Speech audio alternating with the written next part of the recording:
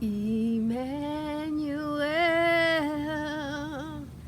God is with us.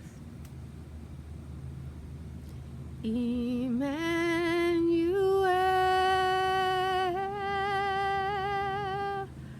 God is with us. I am having a rough time finding decent lighting.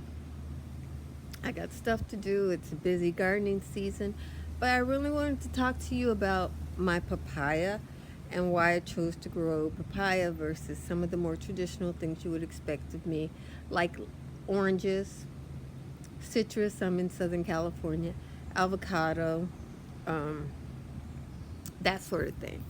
I wanted a fruit tree that would bear fruit in my area all year long. I can get papayas all year long. I have to eat green papayas in the winter, and in the summer, I have lots of fresh fruit. Another thing is, I struggle with growing watermelon, and the Mexican papaya kind of tastes like a melon. So, um, once you adjust to the taste, the papaya is reliable. It provides fruit all the time. It's not actually a tree, it is a bush in my area. So it gets about 8 foot tall. It branches out a little bit, but it is definitely not a tree. And I can get 30 meals off of it. You can grow smaller ones, you can get 15 meals off of those. But in a pandemic, you want the most food you can get from a reliable source. The leaves are edible. You can use them like you use coconut leaves or corn leaves, corn shucks to, sorry about that, to, you know, make tamales and baked dishes. You can use them as a baking dish or on your barbecue grill when they are fresh. Is that Stella coming behind me to see what I'm doing? The hummingbird is extremely friendly. When we cut the trees last year, I took the tree pieces and I loaded them up in the garden. Well, the hummingbird nest was in there, and all the hummingbirds thought I saw their nest. And so when I gently laid the logs in my hugelkulturs, they took that as a sign that I am friendly.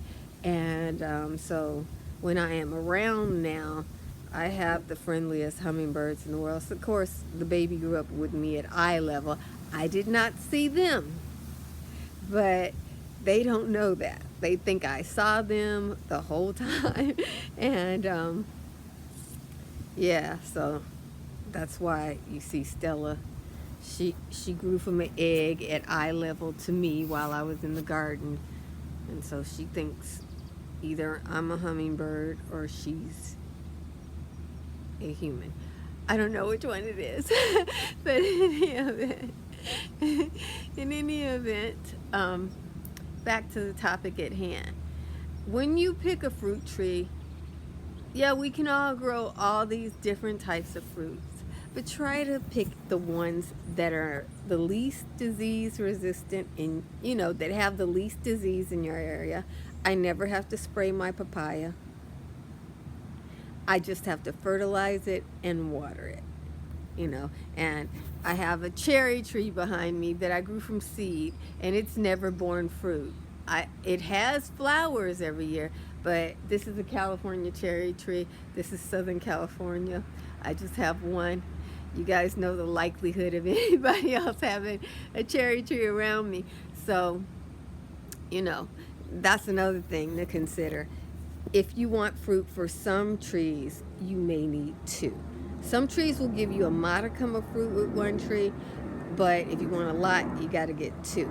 The other thing that is easy for me to grow fruit rise in my area are blackberries. One blackberry plant gets about 20 feet. They are drought tolerant. I do not have to water them. They have no pests and diseases in my small garden, and I can get a lot of fruit. I get about 5 meals a plant. That was a hawk. I just came by looking to see if any birds were sleeping, you know. you know. So I get 5 meals per vine, and I have about 30 vines. You don't even notice them, unless I want you to notice them. But fruit, something that produces all the time. Oh, hold on a second. I think I'll show you. Sorry, guys, I missed her for today. She was right back there. The hawk went that way, and as soon as the coast was clear, she came out. But then, she's got to keep cover. So, okay.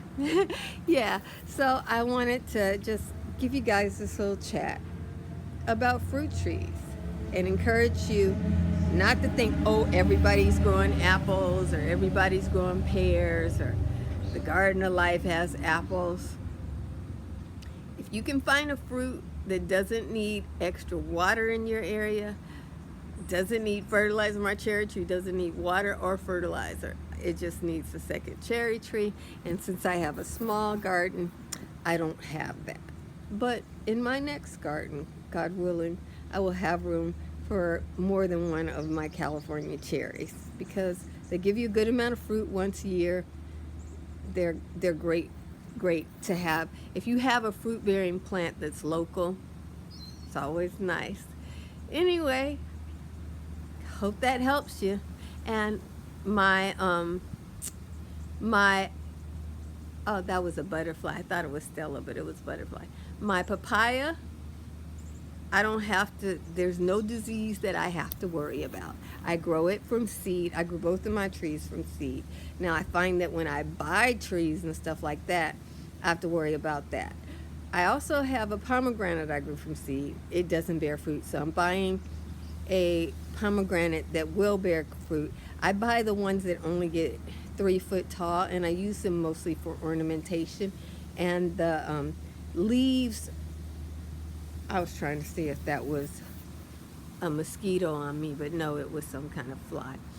The leaves of pomegranates are used for teas and such. So I use the teas. I only need a 3 foot one, and it produces little mini pomegranates. They're edible, but they're just not worth it. There's not very much food in there. So, it's a lot of things to think about. What about teas? We think about food. What about growing things that you can have for a tea? Coffee and such is getting really, really expensive. Okay? So, hope you guys enjoyed this fun little combo. And I'll show you my trees. This is my berry. As you can see, it's pretty much buried by the tomato. The tomato is using my blackberry as a trellis, but that's okay. The blackberry's okay. You see, it's got berries all on it, and I have 3 bushes, so that'll give me 30 meals. And for a meal with the blackberry, I'm talking about fruit and yogurt or breakfast with berries kind of thing, not a berry pie. I don't grow enough for a berry pie. I have a small garden here. You see the space here? I have other berries, but they just kind of disappear into the landscape. This whole thing here where you see in tomatoes, let me show you. Poop! On the other end, there's the blackberry. This is a California cherry tree. Like I said, you have to have 2 to get fruit. And the cherry tree, it doesn't get tall like a big tree. I grew this from seed. It doesn't get tall. It's a great hedge, and that is what I use it for. It had flowers at the top, so I left them just in case that some bee would rumble over here with some pollen, but I don't see any cherries. So, oh well. This is my mini pomegranate tree. It's a bush. This is its full height. It's about 3 foot tall, and it usually only gets 2 foot tall, but since I put the hugelkultur in, that pushed it to put on a little bit extra, and it gets really pretty color on it. I am buying a mini pomegranate so I can put another one down there to make this look a little bit prettier, and the other one will flower and fruit, unlike this one. So, it's another way of getting perennial food into your space. I'm trying to back up so you can see it. It has my, I forget what those yellow flowers are called, but I do eat that plant. That's the patch where I also grow the weeds I eat. So dandelions, yeah. I got 2 different kinds. I don't eat them once they're flowering, but before they go to flower, I like to eat the leaves. And so it's my spring tonic.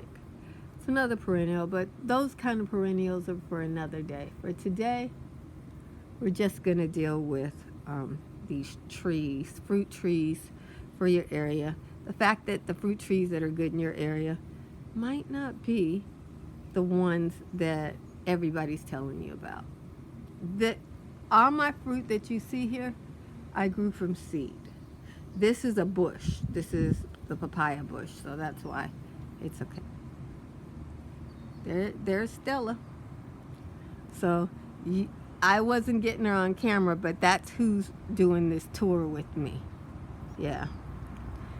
She finally came out front, but I don't make it up, guys. I can't make this stuff up.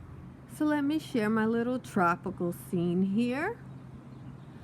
This is my papaya tree. Also, it's actually a bush. It's not a tree. It's just like a banana. A banana and a papaya, those are both bushes. They are not trees. Doesn't get tall like the trees do. This one stays shorter, so it's more manageable. But it gives me a lot of food. I don't do good with watermelons, but I'm always trying. Now, if you see one is eaten, it's no big deal. I have enough. I have a squirrel in the garden, and she and I share the ripening papayas. So I'm going to get one for my family. I'm really impressed. Let me see. See those right there? Those look pretty good.